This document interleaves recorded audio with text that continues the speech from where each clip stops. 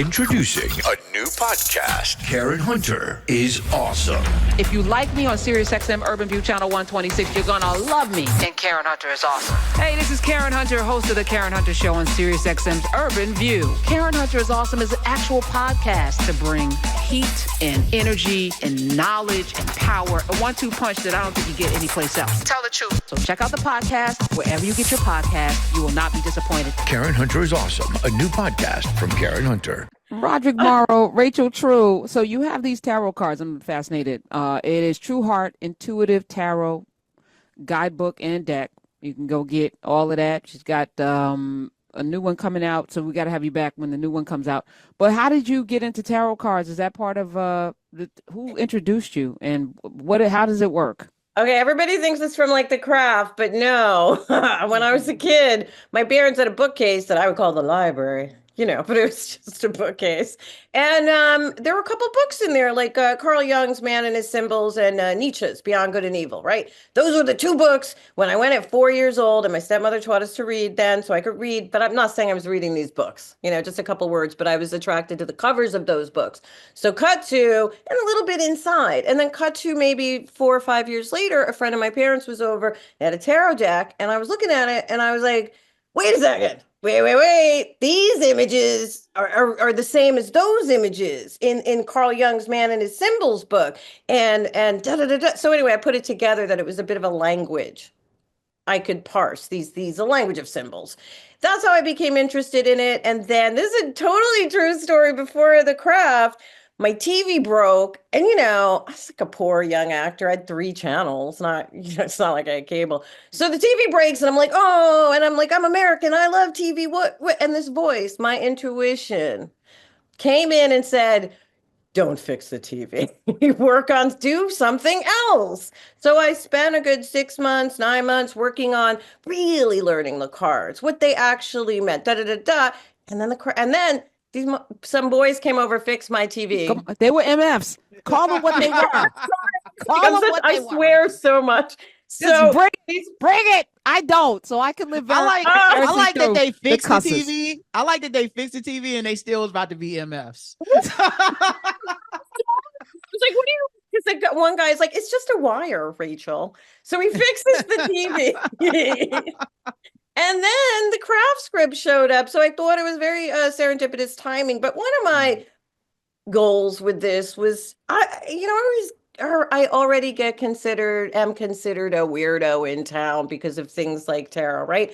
So I was like, wow, if I write this book, you're gone, man. You are 6 feet under weirdo. And I was like, I don't care, because I know how much it's helped me. And it is not out of alignment from what I can see with Christ consciousness or any other religion. It is simply cards printed in China with images on them that spur you to think. Because what you see I could show you a picture of a wheat field, and what Karen sees in that field is going to be different from what Rod sees.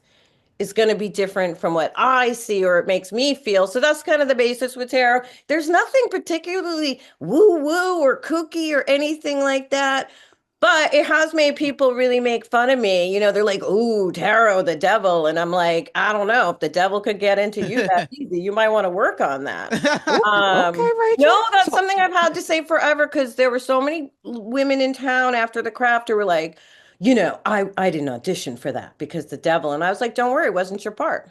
Yeah, correct. That's what I be saying. If your faith's so weak, you can't watch The Exorcist in the theater, then maybe you got to step back up to that faith, man. It's just a movie.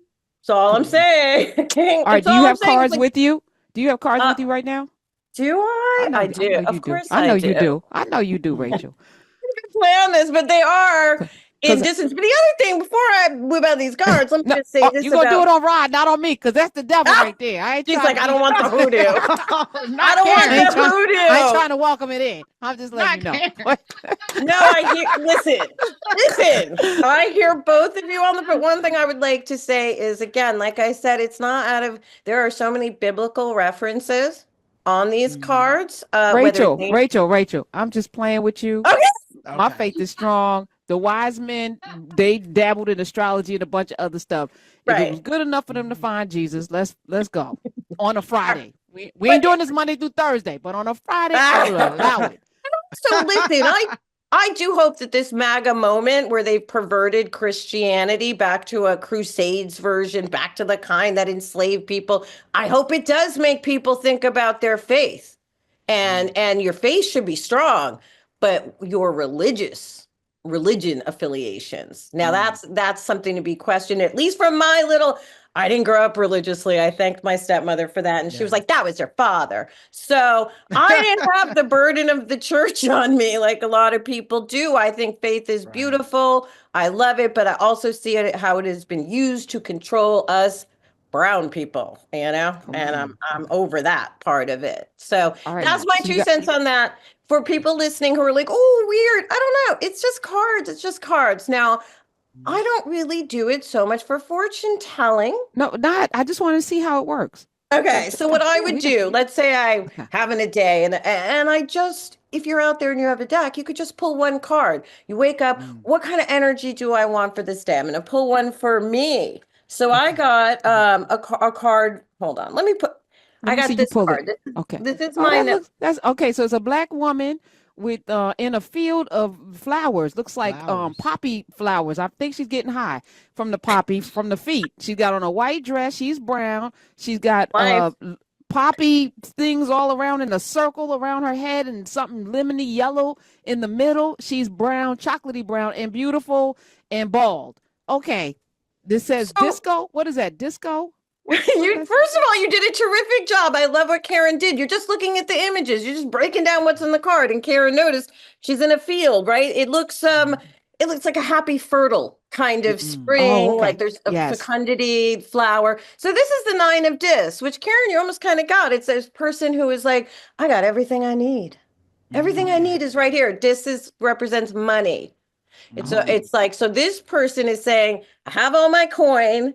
I got it all. That's what's represented by the big flower behind. And it's interesting, as you said, she's bald. So the first version of this card with the artist, she didn't have any hair. And I was like, well, you know what? Like, put some hair on her. And because it's, a card of abundance. And then after I saw the image with the hair, I said, no, take it off. I love the fact that she's bald and beautiful, like so many women are out there. So she doesn't need the hair. She has everything. And she's abundant without it. That's right. And so anyway, there's little tricks, things like that within cards. And it's just simply to represent you have everything you need. Every card has an upside and a downside, right? So the upside, what's the downside to that?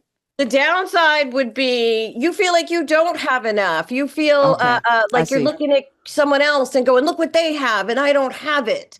And I'm not satisfied. And I'm not sure what that word means, but I know a lot of people out there feel it because that energy you can feel. So that's what I want to I'm going to pull a card for Rob. But what I want to tie in is there's a lot of highly sensitive people out there, right? You consider yourself highly sensitive or empaths, where you walk in a room and you can kind of feel the vibe. You can pick up on what's happening. That motherfucker over there is pissed, even though they're smiling at you. It's harnessing that kind of energy, and you can use the cards to help you discern that. Like I've been doing it for so long that what I understand is I've always been this way. Even as a small kid, I would say things that, would freak the adults out. And I was tapping into the one thing they didn't want to talk about. And so again, by this point, I've learned to control that a little bit. Not to speak out as much. That's kind of what the next book is about, like some advice for the kids.